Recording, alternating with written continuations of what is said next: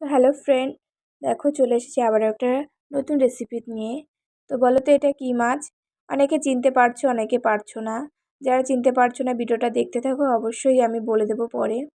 তো বাবা যখন হাবড়া থেকে এসেছিলো তখন নিয়ে এসেছে। তো এর ভিতরে দিয়ে দিলাম জিরে, আদা, রসুন, শুকনো লঙ্কা বাটা, আর দিলাম পরিমাণ মতন লবণ আর হলুদ। এটা কাঁচা মাছই ভালো করে ম্যারিনেশন করে 5 মিনিট মতন রেখে দেবো। এবার দিয়ে দিচ্ছি সর্ষের তেল। এই মাছটা খাওয়া শরীরের পক্ষে খুবই ভালো।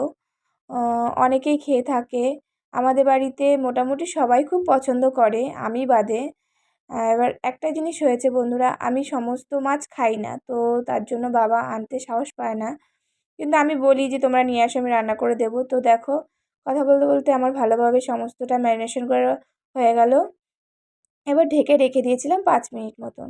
এদিকে কড়াই বসিয়ে দিয়েছি, কড়াইটা গরম হয়ে গেছে, দিয়ে দিলাম সর্ষের তেল। যে কোনো জ্যান্ত মাছ সর্ষের তেল দিয়ে রান্না করাটাই উচিত। আর এই মাছটা খেলে গায়ে রক্ত হয়। তেল গরম হলে দিয়ে দিলাম তেজপাতা আর কয়েকটা জিরে। এবার দিয়ে দিচ্ছি কেটে রাখা পেঁয়াজগুলি। তো পেঁয়াজ কুচি দিয়ে পেঁয়াজটাকে হালকা বাদামি করে ভেজে নেব। যতক্ষণ না বাদামি হয়েছে ততক্ষণ পর্যন্ত পেঁয়াজটাকে ভেজে নেব। তো দেখো, আমার পেঁয়াজগুলো বেশ ভালো করে নাড়িয়ে চাড়িয়ে নিচ্ছি। এবার দেখো ভাজা ভাজা হয়ে গেছে।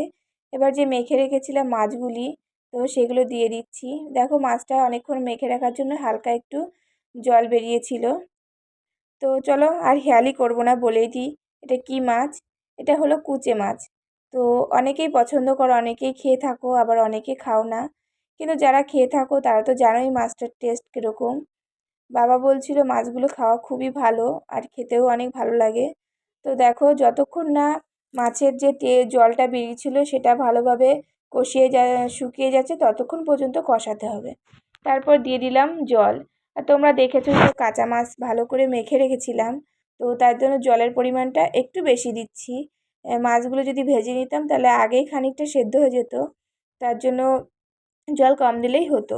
কিন্তু আমি সেটা করিনি, তো তার জন্য বেশি করে জল দিয়ে বেশ 15 মিনিট মতন ভালো করে জাল দিয়ে নিয়েছি। এবার রান্না হয়ে গেছে আমার কুচে মাছের মশলা কারি।